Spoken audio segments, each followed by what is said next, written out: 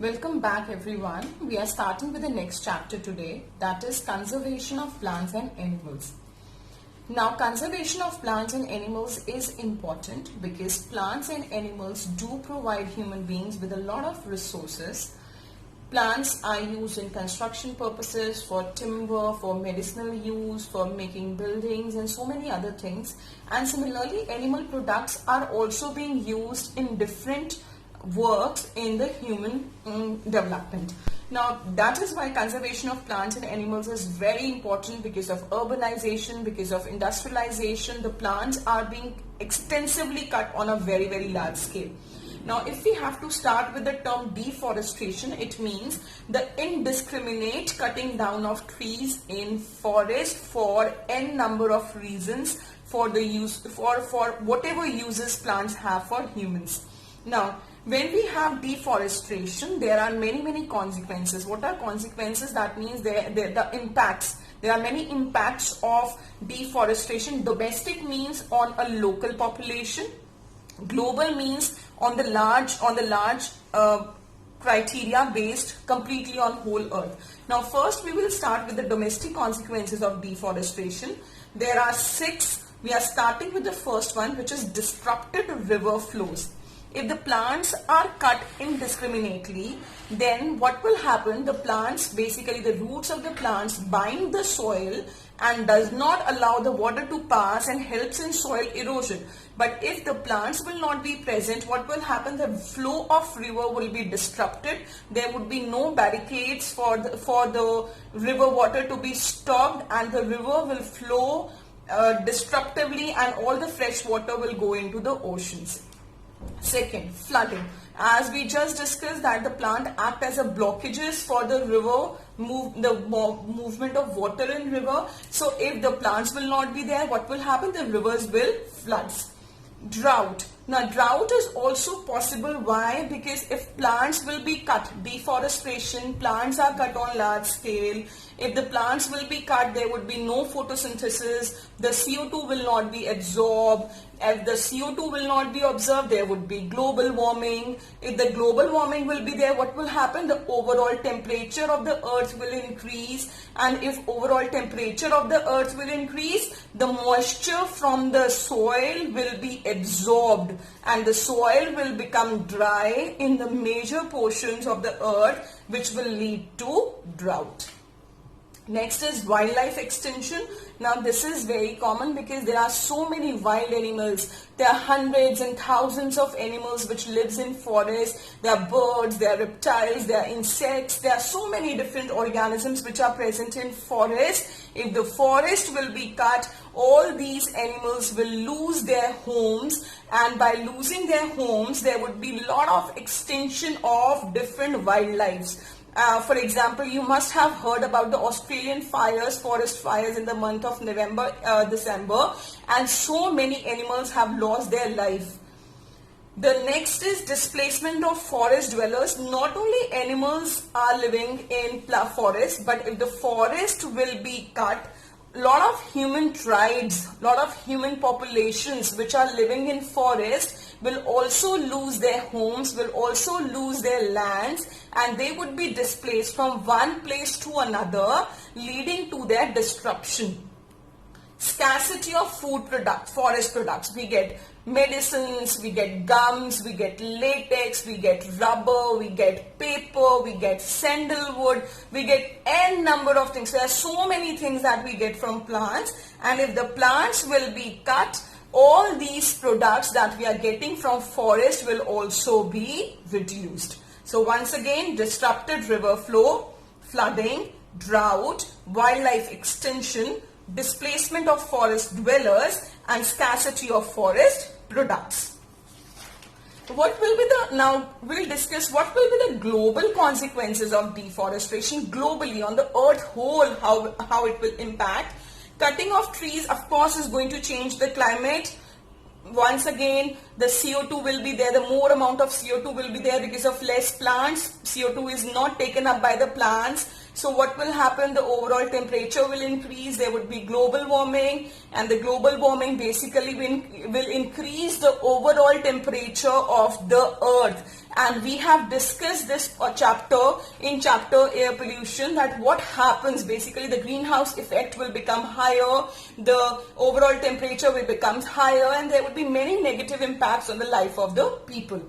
Desertification, very common. If the plants are not there, the topsoil will be blown by water, flowing air, and if the topsoil will be lost, the soil will become infertile, the land masses will convert into deserts, and if the plants are lost on a large scale, the deserts will increase in number in the world.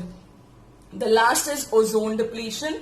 Now, why ozone depletion? Because there is a gas which is released, nitrogen dioxide, and there would be basically plants will not be able to absorb any gases, the toxic gases which are released, and what they will do, they will lead to ozone depletion, particularly nitrogen oxide. Now, what we have to do? We have to do conservation of forest and wildlife. What is conservation? It is protection, preservation, management or restoration of wildlife. We have to do everything. We have to protect, we also have to preserve, we have to manage. Restore मतलब दोबारा ठीक करना. एक कोई plant है या animal species है, वो खत्म होने वाली है, उसको दोबारा फेवरेबल कंडीशंस देना कि वो रीस्टोर हो पाए. सो प्रोटेक्शन, प्रिजर्वेशन, मैनेजमेंट और restoration of wild life end of natural resources. तो किस किस की हम कर सकते हैं? फॉरेस्ट की भी कर सकते हैं, सॉइल की भी कर सकते हैं, वाटर को भी हम रीस्टोर कर सकते हैं by rain water harvesting system and all. ठीक है. So this term is called as conservation. The next term that we have to see is biodiversity. Bio का मतलब होता है बेटे life, diversity is variety. So the variety of life on earth is commonly referred to as biodiversity, and biodiversity is very important because every organism which is present, maybe it is the smallest bacteria or smallest microorganism, they also have a very important role in our ecosystem. So every species has to be maintained, be it a microorganism, be it a plant, be it an animal or be it a human being. Now we have to discuss what are the different threats to biodiversity, what are the factors which are basically are threats to biodiversity. Human activities like destruction, for habitat destruction, for timber. We want wood for cooking, we want wood for furniture, we want for building materials, we want wood for many things. So this basically wood which is taken for habitat is actually one of the major threat to biodiversity. And second is illegal hunting. You must have heard about hunting of animals for their products, for their leather, for their skin, for their horns. We know especially for their tusks, elephant hunting is done. So if the hunting for the profit making greed of human will be done, it will be a very big threat to biodiversity. Next is conservation of forest and wildlife. We have to conserve our forest and wildlife because it plays a very important role in ecosystem. What is an ecosystem? Ecosystem basically is a combined word for living as well as non-living beings in a system. So it constitutes everything. Plants, animals, water, air, soil, everything constitutes a ecosystem. Say for example, if we have to talk about the importance of any organism in a food chain, let's take a food chain. Plant is eaten by deer, is eaten by lion and eaten by a scavenger like a vulture. So what will happen if the deers will not be, if deers are killed, say biodiversity, deers are killed because of some reason, what will happen? The lions will die because they are not getting enough food. Of course they can eat other animals, but the deer will not be present, so lion will be affected. And if all the deers and the plant eating animals die, the plants will be too much on earth. There would be only plants and plants and plants. So the balance basically which is there, which is maintained by the nature, by having plant eaters and animal eaters, will be disrupted. And what will happen? The ecosystem will also be disrupted. Now, to maintain the biodiversity of the ecosystem, to maintain the plant and animal species, different bioprojects have been undertaken by Government of India and by the international organizations. We are going to discuss them one by one. The first one being biosphere reserves. The Biosphere Reserve is an international conservation by UNESCO under a program called as MAB, that is Man and Biosphere. There are almost 533 biospheres in the world in 107 countries. Now, what are the advantages or what are the aim of a biosphere reserve? They are created to promote and demonstrate a balanced relationship between man and the biosphere. Biosphere is the living sphere. So basically the promotion and demonstration of balance between man and its surroundings is biosphere reserve. India have 15 biosphere reserves. Out of that 15, 4 comes under MAB. That is MAB, Man and Biosphere. And what are they? It is Nilgiri, Nanda Devi, Sundarbans and Gulf of Mannar. Now the next conservation unit is National Park. National Park is a reserve of land usually declared and owned by a national government. So it's not a private property, it is the public government property, protected from most human development. No industries are set up in that area, no urbanization take place, and also the pollution is less. They are protected areas which conserve endangered species. Endangered species we are going to discuss later in this chapter. Now, what are the different national parks in India? The first national park to set up in India in 1935 is Jim Corbett National Park. So the first park is Jim Corbett. Kaziranga you must have heard about. It is very famous for one-horned rhinoceros population. Almost 2/3 of world's one-horned rhinos are found in Kaziranga Park. It also have highest density of tigers, and it is also declared as a tiger reserve in 2006 in Project Tiger. The third national park is Bandipur National Park, which is also a Project Tiger reserve. It is located in Karnataka, South India. Now the next conservation units are wildlife sanctuaries. They are also called as wildlife wildlife refuge. This is a territory created by government which provides protection and suitable living conditions for wild animals. Hunting is completely prohibited here. That means nobody can do hunting of any life form in these wildlife sanctuaries. There are 440 wildlife sanctuaries in India. The commonest being Jayakwadi Bird Sanctuary, which is present in Aurangabad and Ahmednagar district in Marathwada region of Maharashtra. Now, this bird sanctuary is very important because it is not only the home for Indian birds, the local birds, but it also have international migration. That means birds from outside other countries also migrate here. Almost 45 species comes almost annually every year, like cranes, flamingos, pintails. These species from the world come here to lay to have the breeding season. So this wildlife sanctuary is very, very important. The second being Gadimatha. Now Gadimatha sanctuary is also very common sanctuary in India, which is basically it is very famous for olive turtles. Now the turtles basically come here, and it has come into picture very nicely now during the lockdown due to COVID-19 pandemic, that so many turtles turtles have come up here in thousands of number for breeding season. So just look at this, that because the pollution is very less, so many animal species are coming for the breeding purposes. The next term that we have to talk about, bache, is flora and fauna.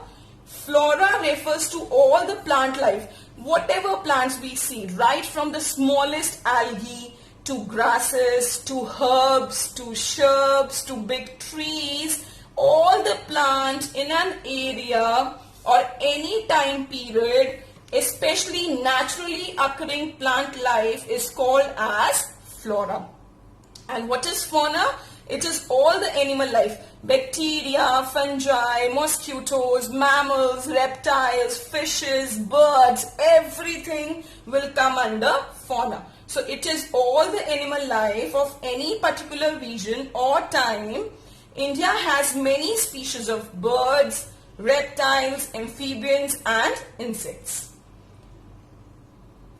Now we have to discuss about the different species which are categorized into different categories on the basis of their numbers present on the surface of earth, whether they are in huge numbers or less or are about to get extinct. So we have categorized it into various categories. The first being extinct, when not even one, no member of a species, any species, plant or animal, when no member of a species exists or is presumed beyond reasonable doubt to have disappeared. It is believed that not even a single person, single plant or species is present. उसको हम कहते हैं बेटा extinct. Example क्या है? Dodo and passenger pigeon. Okay. The second category is endangered. When species faces a very high risk of extinction. Extinction मतलब उसका एक भी member नहीं, किसी भी species का अगर एक भी member नहीं बचेगा, if we do not protect them in the near future, it is called as endangered. Example being blue whale, giant panda and snow leopard. Next category is vulnerable. These species face a high risk of extinction in medium term. Medium term means almost 20 to 30 years. अगर आप उसको नहीं देखोगे, so they will also become extinct. Example is cheetah, lion and gaur. Now we also have to talk about one very important topic which are called as endemic species. Now what are endemic species, bete? They are unique to a particular geographical location. इसका क्या मतलब है? That means ये ऐसी species हैं plants की या animal की जो पूरे world में सिर्फ एक जगह present होती हैं, सिर्फ एक. ठीक है? So these are unique to a particular geographical location such as specific island, किसी island पे, habitat पे, nation में और defined zone में. We also have endemic species. For example, kangaroos are only present in Australia, and then there are species, endemic species present in India in the region of Gujarat, which are very special, which is Gujarat. Western Ghats are also called as biological hotspots, जिनमें बहुत सारी ऐसी species हैं which are only present there, not anywhere else in the world. Now, this is very important topic. Causes of extinction of endemic species. How basically endemic species are getting extincted. How are they getting extincted in the world? First, loss of habitat. Now, this is very common. Imagine a species is present only in a particular area. अगर आप उसी particular area के सारे plants और उसके water, soil को खराब कर देते हैं, the habitat is lost. What will happen? The species will become extinct क्योंकि species was already limited in the world. It was only present in certain area. Now that habitat has also lost. जो favorable condition थी, जो species वहाँ पे grow हो रही थी, the habitat is now lost. So what will happen? The species will also be lost.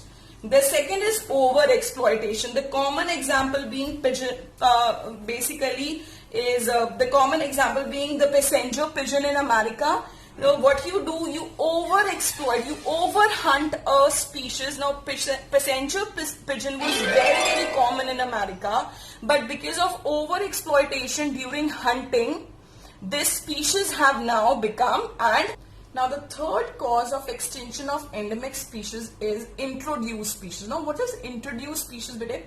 The species, for example, plants and animals which was not present in that area, and now they have been introduced. और जब उसको introduce करा, उसके बाद जो local वहाँ की species थी, they become endemic. For example, very common example if you see is lantana in India. The plant was not present. It was brought about by Britishers, and now it at one point of time it has taken a lot of space in the Indian cities now, which has been reduced because it was growing profusely. Eucalyptus is also one example which basically does not allow other species to grow around itself. So the introduced species sometimes is species जो बाहर से आती हैं, किसी foreign land से we are getting, and we are putting it into our national normal systems, so that can also damage the endemic species.